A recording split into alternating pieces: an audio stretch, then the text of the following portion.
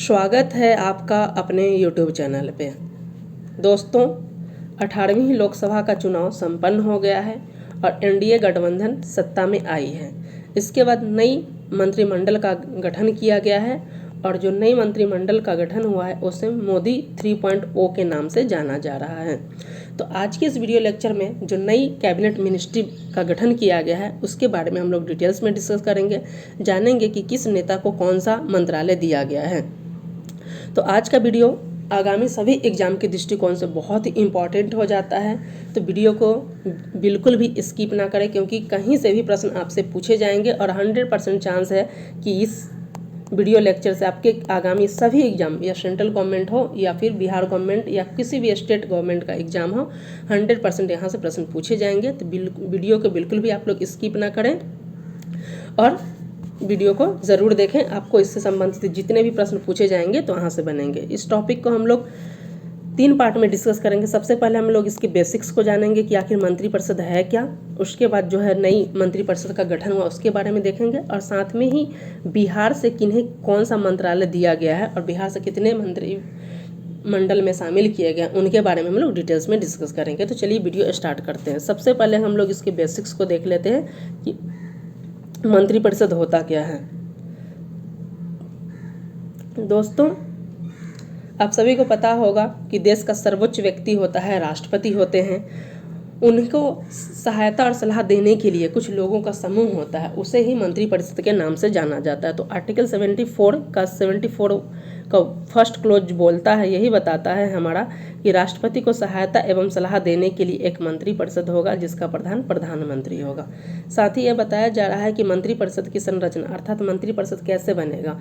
तो बताया जा रहा है कि मंत्रिपरिषद में 3 मंत्री शामिल होते हैं: कैबिनेट मंत्री, राज्य मंत्री और उप मंत्री। अर्थात कैबिनेट मंत्री, राज्य मंत्री और उप मंत्री मिलकर ही मंत्रिपरिषद का गठन करते हैं। इसका बेसिक्स बहुत जरूरी है। उसके बाद जो करंट अफेयर से संबंधित टॉपिक है कि नहीं कौन सा मंत्रालय दिया गया, उसके बारे में हम लोग डिटेल्स में डिस्कस करेंगे, क्योंकि प्रश्न आपको करंट अफेयर्स के साथ साथ बेसिक्स से भी पूछे जाते हैं।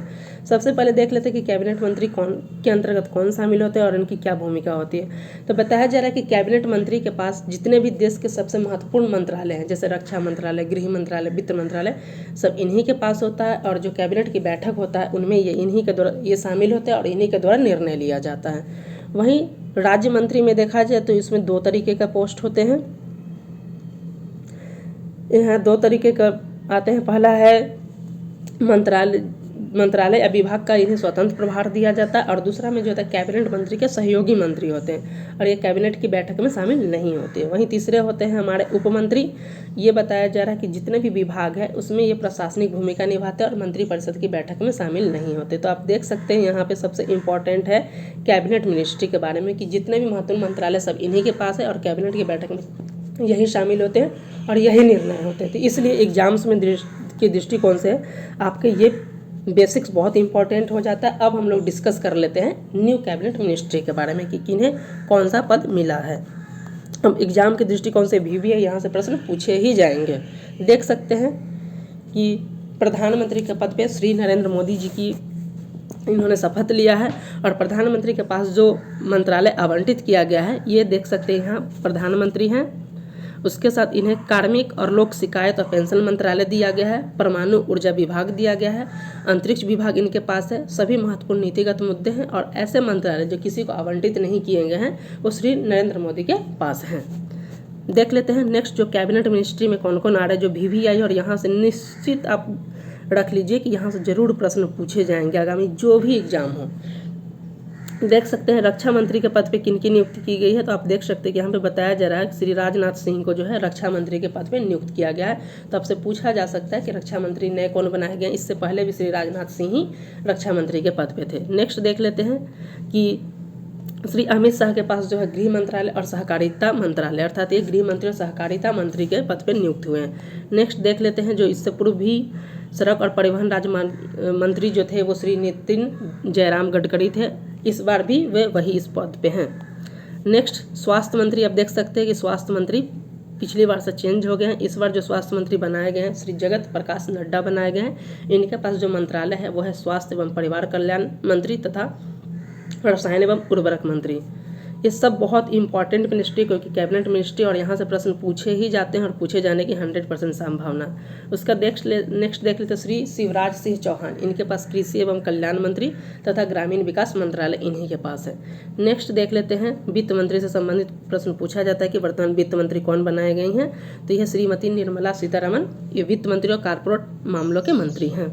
नेक्स्ट देख लेते हैं श्री एस सुब्रमण्यम जयशंकर, ये पिछली बार भी विदेश मंत्री थे, इस बार भी विदेश मंत्री के पद पे इनकी नियुक्ति की गई है।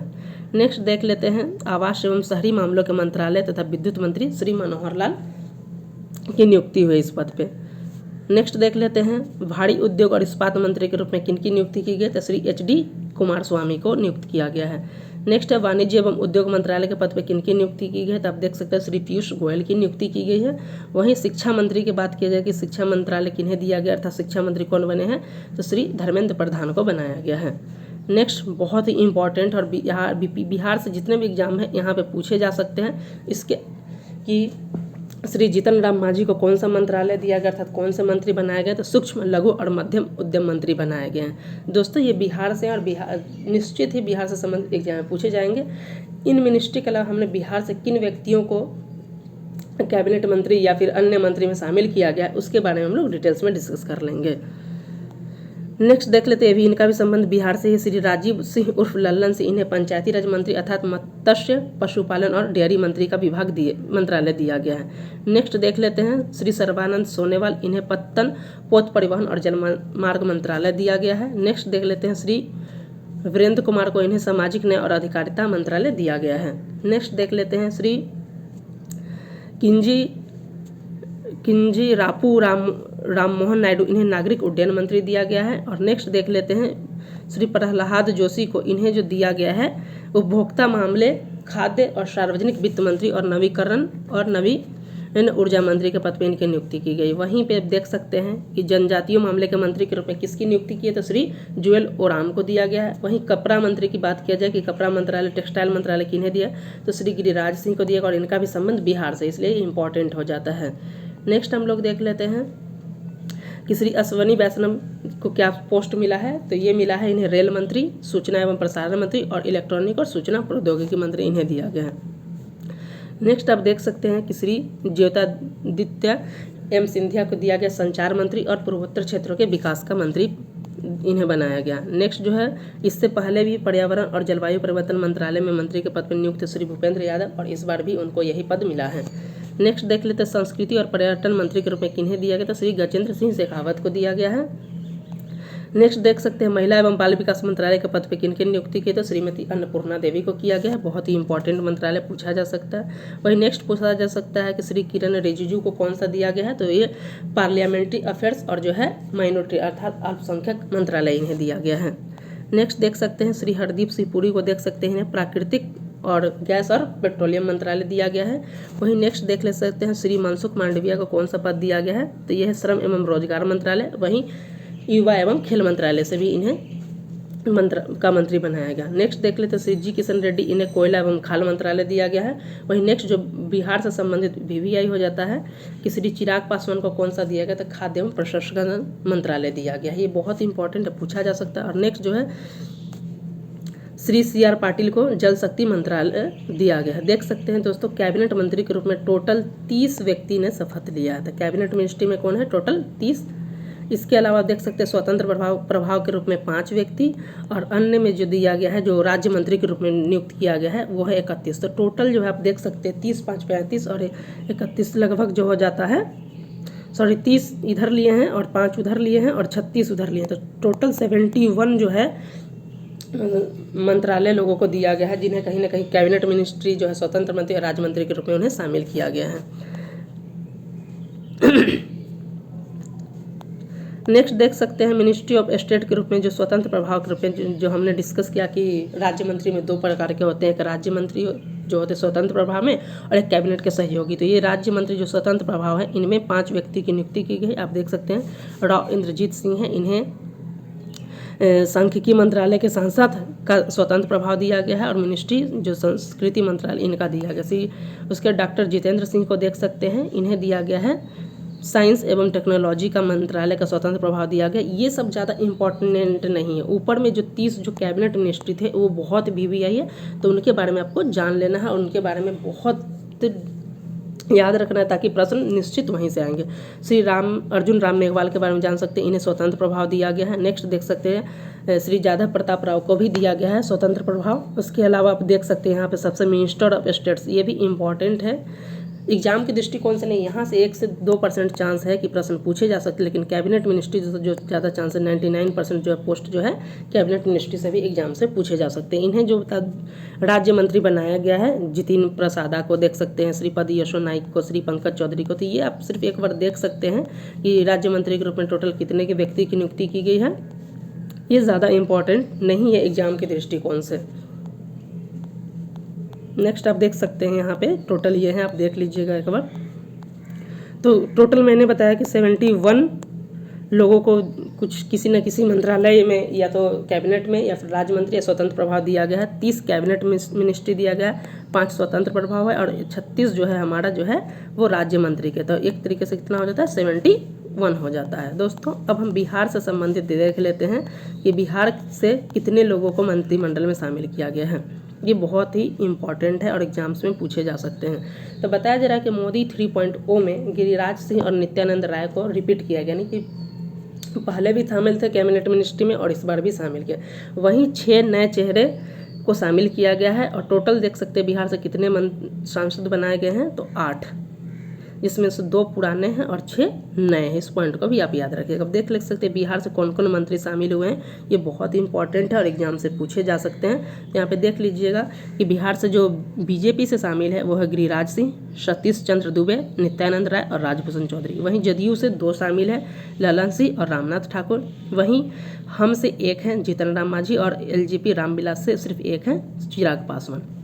वहीं बताया जा रहा है कि बिहार से जो कुल 8 सांसद बनाए गए, इनमें जो बताया गया कि उनमें से 4 को जो है कैबिनेट मिनिस्ट्री में शामिल किया गया और 4 को जो है राज्य मंत्री बनाया गया। तो ये भी एग्जाम के लिए दृष्टिकोण से इंपॉर्टेंट, आपसे प्रश्न पूछे जा सकते हैं कि कितने कैबिनेट मिनिस्ट्री में लाए गए, तो 4 कैबिनेट मिनिस्ट्री में, 4 राज्य मंत्री। अब देख लेते हैं कि 4 कौन कौन से पद पे लाए गए हैं। अब देख सकते हैं श्री जीतन राम मांझी को सूक्ष्म लघु और मध्यम मंत्रालय का मंत्री नियुक्त किया गया है। वहीं लल्लन सिंह को आप देख सकते हैं ये पंचायती राज एवं पशुपालन मंत्रालय इन्हें दिया गया है। और नेक्स्ट देख सकते हैं श्री गिरिराज सिंह को आप टेक्सटाइल मंत्रालय अर्थात कपड़ा मंत्रालय दिया गया है। वहीं चिराग पासवान को आप देख सकते हैं खाद्य एवं प्रसंस्करण मंत्रालय दिया गया है। ये 4 तो कैबिनेट मिनिस्ट्री थे और 4 अन्य जो राज्य मंत्री में आप देख सकते हैं ये कौन कौन 4 हैं जो राज्य मंत्री बनाए गए हैं। तो इनमें आप देख सकते हैं रामनाथ ठाकुर कृषि एवं कल्याण राज्य मंत्री बनाया गया है, नित्यानंद राय को गृह राज्य मंत्री बनाया गया है, सतीश चंद्र दुबे को कोयला एवं खनन राज्य मंत्री बनाया गया, वहीं राजभूषण निषाद को जल शक्ति का राज्य मंत्री बनाया गया है। तो दोस्तों इस वीडियो लेक्चर में हमने नई कैबिनेट मिनिस्ट्री का जो गठन किया है उसके बारे में डिटेल्स में डिस्कस किया है, उसके साथ साथ उसके बेसिक्स को भी जाना और बिहार से किन किन मंत्रियों को शामिल किया उनके बारे में डिटेल्स में डिस्कस किया है। तो दोस्तों यदि आप हमारे यूट्यूब चैनल पर नए हैं तो हमारे यूट्यूब चैनल को सब्सक्राइब करें, दोस्तों के साथ शेयर करें और लाइक करें, क्योंकि यहाँ पे मंथली करंट अफेयर के साथ सेक्शनल करंट अफेयर्स और डेली करंट अफेयर्स को भी डिस्कस किया जाता है, साथ ही इंडियन पॉलिटी के भी लेक्चर को डिस्कस किया जाता है। तो दोस्तों इस वीडियो लेक्चर में बस इतना ही, मिलते हैं नेक्स्ट वीडियो लेक्चर के साथ, तब तक के लिए धन्यवाद।